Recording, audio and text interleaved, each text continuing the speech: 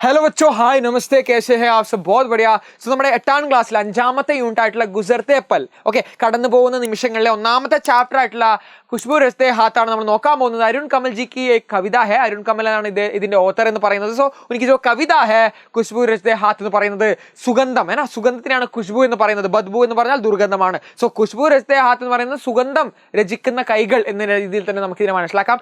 ആരാണ് ഈ സുഗന്ധം രചിക്കുന്ന കൈകളിൽ ഉൾപ്പെടുന്ന ആൾക്കാർ? സോ ഈ ഒരു കവിത എന്താണ്, സമൂഹത്തിലെ ഏത് വിരോധാഭാസമാണ്, ഓക്കെ, സമൂഹത്തിലെ ഏത് അസമാനതയാണ് ചൂണ്ടിക്കാട്ടുന്നതൊക്കെ നമുക്ക് പൂർണ്ണമായിട്ട് മനസ്സിലാക്കാം. സോ ആ ഒരു പാരഡോക്സിലേക്ക് നമ്മൾ കടക്കാൻ പോവാണ്. എന്താണ് ആ ഒരു പാരഡോക്സ് നമുക്ക് മനസ്സിലാക്കാം. സോ വളരെ ക്വിക്കായിട്ട് നമുക്ക് ഈ ഒരു ചാപ്റ്റർ മനസ്സിലാക്കാം. तो बच्चों रेडी, എന്താണ് ഖുശ്ബു രസ്തെ ഹെ ഹാത്ത് എന്ന് പറയുന്ന അരുൺ കമൽ ദ്വാര ലിഖിയ एक മാർമിക് കവിത, ഒരു ഹൃദയസ്പർശിയായിട്ടുള്ള ഒരു കവിതയാണ്. ഓക്കെ, അതുപോലെ എന്താണ് जो सामाजिक विषमता पर गहरा കടാക്ഷ करती है, കഠോർ പ്രഹാർ करती है, സമൂഹത്തിലെ അസമാനതയ്ക്കെതിരെയാണ് ഈ ഒരു കവിത മുന്നോട്ട് വെക്കുന്നത്. റെഡി വെച്ചോ. അതുപോലെ എന്താണ് കവി ഉൻ കാരിഗറോ കി ദർശാക വർണ്ണൻ करते हैं. ആ ഒരു കാരിഗറോ കി, ആ ഒരു അവരുടെ തൊഴിലാളി വർഗത്തിന്റെ ആ ഒരു ചിത്രമാണ് കാണിക്കുന്നത് എന്ന് വെച്ച് കഴിഞ്ഞാൽ കി വർണ്ണൻ करते हैं जो खुशबूदार अगरबत्तियां बनाते हैं. അവർ സ്വയം എന്താണ് നല്ല സുഗന്ധം പടർത്തുന്ന അഗർബത്തികളാണ് ഉണ്ടാക്കുന്നത്. ആ തൊഴിലാളി വർഗം ചെയ്യുന്നതാണ് സമൂഹത്തിന് നല്ലൊരു രീതിയിൽ ഉതകുന്ന, സമൂഹത്തിന് ഒരു കോൺട്രിബ്യൂഷൻ എന്ന രീതിയിൽ സമൂഹത്തിന് നല്ല രീതിയിൽ സുഗന്ധം പരത്തുന്ന അഗർബത്തികളാണ്, ചന്ദനത്തിരികളാണ് അവർ ഉണ്ടാക്കുന്നത്. ഒരുപാട് ഫ്ലേവറിൽ, അതൊക്കെ നമ്മൾ നോക്കാൻ പോകണം, ഏതൊക്കെ ഫ്രാഗ്രന്റിലുള്ള അഗർബത്തികളാണ് അവർ ഉണ്ടാക്കുന്നത്. പക്ഷെ അവർ സ്വയം എവിടെയാണ് താമസിക്കുന്നത്?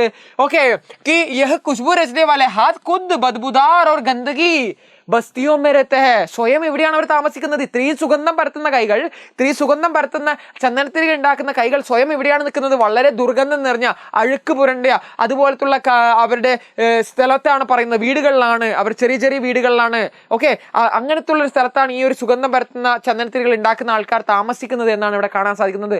ബദ്ബൂദാർ എന്ന് പറയുന്നത് ദുർഗന്ധം നിറഞ്ഞതാണ് പറയുന്നത്. കവി ഉസ് ജഗഹ കാ വർണ്ണൻ കർത്തെ ഹെ വ കൈ തംഗ് ഗലിയോं के बीच. അപ്പൊ കവി എന്ത് ചെയ്യുന്നു? ആ ഒരു സ്ഥലത്തിനെ വർണ്ണിക്കുവാണ്. അവർ താമസിക്കുന്ന ആ ഒരു ബദബു നിറഞ്ഞ, ദുർഗന്ധം നിറഞ്ഞ സ്ഥലത്തിനെ വർണ്ണിക്കുമ്പോൾ നമുക്ക് കാണാൻ സാധിക്കുന്നത് എന്തൊക്കെയാണ്? കൈ തങ്ക് ഗലിയോ കെ ബീച്ച്, ചെറിയ എന്താണ്, ഗലിയോ തെരുവുകൾക്കിടയിലാണ്. ഓക്കെ, നാലോ കെ പാർ, ഓടകൾക്കൊക്കെ ഇടയിലാണ് വരുന്നത്. കൂടെ കെ ഢേരോ കെ പാസ് ഹേ, മാലിന്യ കൂമ്പാരങ്ങൾക്കൊക്കെ ഇടയിലാണ്. സോ ഇത്രയും ഓടയിലൂടെയും മാലിന്യ കൂമ്പാരങ്ങൾക്കിടയിലും അടുപ്പിച്ചുള്ള തെരുവുകളിലൊക്കെ താമസിക്കുന്ന ചെറിയ ചെറിയ വീട്ടിലാണ് അവരെന്താണ്, വളരെ ദുർഗന്ധം നിറഞ്ഞ സ്ഥലത്താണ് ഈ അഗർബത്തി ഉണ്ടാക്കുന്ന ആൾക്കാർ ജീവിക്കുന്നത് എന്നാണ് നമുക്കിവിടെ കാണാൻ സാധിക്കുന്നത്. സോ ആരൊക്കെയാണ് അഗർബത്തി ഉണ്ടാക്കുന്ന ആൾക്കാർ? ഇനി ഗന്ധേ മുഹല്ലെ മേ ദേശ് കി ക്യാ ഹെ മശൂർ അഗർബത്തിയാം. ഈ ഗന്ധേ മത്ലബ് ഹോത്താ ഹൈ അഴുക്ക് പുരണ്ട ഈ ഗലിയിലാണ്, തെരുവിലാണ് നമ്മുടെ രാജ്യത്തെ തന്നെ മഷൂർ ആയിട്ടുള്ള, ദേശ് കി മഷൂർ എന്ന് പറയുന്നത് ഫേമസ് ആണ്, മഷൂർ എന്ന് പറയുന്നത് അഗർബത്തിയാം, രാജ്യത്തെ ഫേമസ് ആയിട്ടുള്ള അഗർബത്തിയാ ഉണ്ടാക്കുന്നത്. ജैसे ഖേവ്ഡ, ഗുലാബ്, റോസാപ്പൂവാണ് ഗുലാബ് എന്ന് പറയുന്നത്. ഓക്കെ, ഖസ്, രാത്രാണി, നിശാഗന്ധി, തുടങ്ങിയ ഫ്രാഗ്രൻസ് ആണ്. ഓക്കെ, ഏതൊക്കെ പൂക്കളുടെ മണങ്ങളാണ് അവരുണ്ടാക്കുന്നത് എന്നാണ് ഇവിടെ നമുക്ക് കാണാൻ സാധിക്കുന്നത്. ബൻതി ഹേ കവി, അവരുണ്ടാക്കുന്ന ഒരുപാട് സുഗന്ധമുള്ള അഗർബത്തികളാണ് അവരുണ്ടാക്കുന്നത്.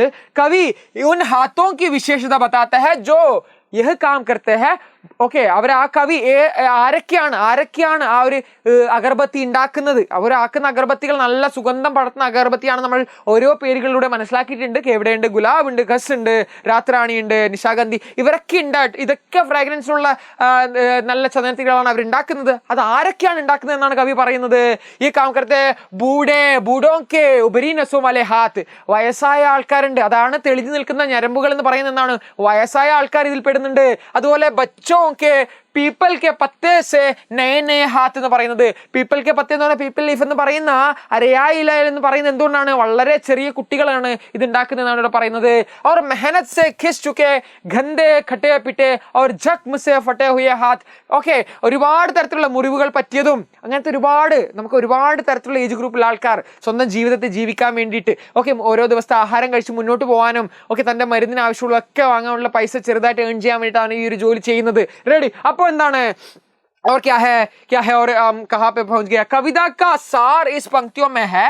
കവിതയുടെ സാരം എന്ന് പറയുന്നത് എന്താണ്? ദുനിയാ की सारी गंदगी के बीच, ദുനിയയിലെ ലോകത്തെ എല്ലാ അഴുക്കിന്റെ ഇടയിൽ നിന്നിട്ട് പോലും ദുനിയാ की सारी खुशबू, ഈ ഒരു അഴുക്കിൽ നിന്നാണ് ദുനിയയിൽ നിന്നുള്ള ലോകത്തുള്ള എല്ലാ അഴുക്കും ഇവിടെ വന്നപ്പോൾ എന്താണ്?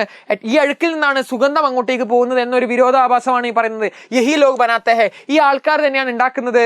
യഹ് കവിത ബതാത്തി ഹെ कि जो लोग हमारे जीवन को सुगंधित बनाते हैं, ആരൊക്കെയാണ് ഈ കവിത നമ്മളോട് പറയുന്നതാണ്, ആരൊക്കെയാണ് നമ്മുടെ ജീവിതത്തെ സുഗന്ധപൂർണ്ണമാക്കുന്നത്? വേ ഖുദ് കിതനി കഠിൻ ഓർ ദയനീയ പരിസ്ഥിതിയോ മേ ജീനെ കോ വിവശ, സ്വയം എന്തൊരു ദുരിതപൂർണ്ണമായിട്ടുള്ള ജീവിതമാണ് അവർ ജീവിക്കുന്നത് എന്ന് പറയുന്ന ഒരു വിരോധാഭാസമാണ് കവിതയിലൂടെ അരുൺ കമൽജി മുന്നോട്ട് വെക്കുന്നത്. സോ കവിതയിലൂടെ നിങ്ങൾക്ക് മനസ്സിലാക്കേണ്ട ഒരു കാര്യം എന്ന് പറഞ്ഞാൽ സമൂഹത്തിലേക്ക്, ആ ഒരു സമൂഹത്തിലേക്ക് കവി നമ്മളെ കൊണ്ടുപോവുകയാണ്. എങ്ങനെയാണ് സമൂഹത്തിൽ ഇത്രയും കോൺട്രിബ്യൂഷൻ ചെയ്യുന്ന ഇങ്ങനെയുള്ള തൊഴിലാളി വർഗത്തിലുള്ള ആൾക്കാർ സ്വയം ജീവിതത്തിൽ ഇത്രയും വിഷമതകൾ അനുഭവിച്ചിട്ടാണ് അവർ മുന്നോട്ട് പോകുന്നത്. സോ അവർക്ക് അർഹിച്ചൊരു സ്ഥാനം സമൂഹത്തിൽ കിട്ടുന്നുണ്ടോ എന്നൊരു ചോദ്യത്തിലൂടെയാണ് അവർക്ക് ആവശ്യപ്പെട്ട വേതനം ആയിക്കോട്ടെ, ഓക്കെ, അവർക്ക് താമസിക്കേണ്ട നല്ലൊരു സുഗന്ധം പടുത്തുന്ന അവർ സ്വയം ഒരു നല്ലൊരു വീടുകളിൽ നിൽക്കാനൊക്കെ സമൂഹത്തിലെ ആ ഒരു അസമാനതയാണ്, ഓക്കെ, അതിനെയാണ് ഈ ഒരു കവിത ചൂണ്ടിക്കാട്ടുന്നത്. സോ ഈ ഒരു അർത്ഥം, ഈ ഒരു കവിതയുടെ സത്ത കോർ നിങ്ങൾ മനസ്സിലാക്കേണ്ടിയിരിക്കുന്നു. സോ എനിക്ക് ജോ അരുൺ കമൽ ജി के बारे में देख लिया तो इनकी जो पहला ഇത് രണ്ടാമത്തെ ഒരു കാറ്റഗറി ആയിട്ട് വരുന്ന ഒരു കവിതയാണ്. അതിൽ ഒന്നാമത്തെ ഉണ്ട്, ഓക്കെ, ക്യാ ഹെ നൈ ഇലാഖമേ എന്ന് പറഞ്ഞതുണ്ട്. സോ അവിടെയും അദ്ദേഹം ഇതുപോലത്തുള്ള സമൂഹത്തിൽ നടന്നു വരുന്ന, ഓക്കെ, സമൂഹത്തിൽ നടന്നു വരുന്ന ഈ വിരോധാവസ്ഥയാണ് അദ്ദേഹം ചൂണ്ടിക്കാട്ടുന്നതിലും അതിലൂടെ ഒരു ശക്തമായ പ്രഹാരം തന്നെയാണ് അദ്ദേഹം കൊടുക്കുന്നത്. ഓരോ കവിതയിലൂടെ സമൂഹത്തിന്റെ ഒരു പരിവർത്തൻ കിളിയെ